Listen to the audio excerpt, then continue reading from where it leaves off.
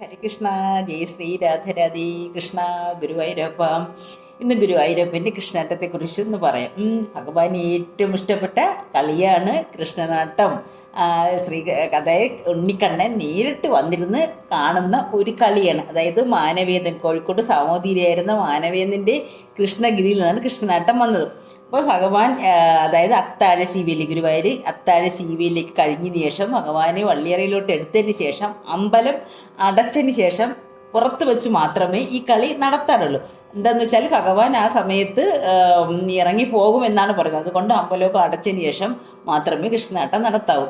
അപ്പോൾ കൃഷ്ണന് നമ്മൾക്ക് എന്ത് വഴിപാട്, അതായത് നമ്മളുടെ ആഗ്രഹമൊക്കെ നടന്നതിന് ശേഷം നമ്മൾക്ക് പോയി ആ കളി അവിടെ കണ്ട് എല്ലാവരും ആ നടത്തുന്നവർ പോയിരുന്ന് ആ കളി അവിടെ കാണണം. കാരണം 8 കളികളായിട്ടാണ് കൃഷ്ണനാട്ടം ആരംഭിക്കുന്നത്. ഒന്നാമത് അവതാരം എന്ന് വെച്ചാൽ സന്താനലബ്ധി, പിന്നെ കാളിയമർദ്ദനം, അത് വിഷബാധ ഏൽക്കുന്നവർക്കൊക്കെ അങ്ങനെ ഒരു വഴിപാട് നമ്മൾക്ക് ചെയ്യാം.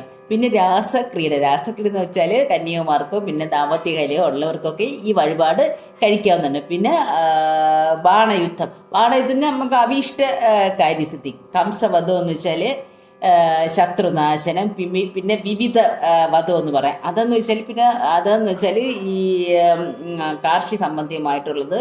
പിന്നെ ഈ സ്വയംവരം, ആ വിവാഹ തടസ്സമൊക്കെ നീങ്ങാൻ വേണ്ടി നടത്തുന്നതാണ് സ്വയംവരം. പിന്നെ സ്വർഗാരോഹണം, അതായത് മോക്ഷപ്രാപ്തിക്ക്. പക്ഷേ ഈ സ്വർഗാരോഹണ കളി നടത്തുമ്പോൾ നമ്മൾ അവതാര കളിയും കൂടെ നടത്തണം. അവധി ദിവസങ്ങളിലൊന്നും ഈ കൃഷ്ണനാട്ടം നടത്തരുത്. അതായത് പൂജ, ഹോളിഡേ, പിന്നെ ഓണം, ക്രിസ്മസ്, അങ്ങനെയുള്ള ആ ഒരു ദീപാവലി, അങ്ങനെയുള്ള ദിവസങ്ങളിൽ, അവധി ദിവസങ്ങളിൽ അവിടെ കൃഷ്ണനാട്ടം കളി ഉണ്ടാകില്ല.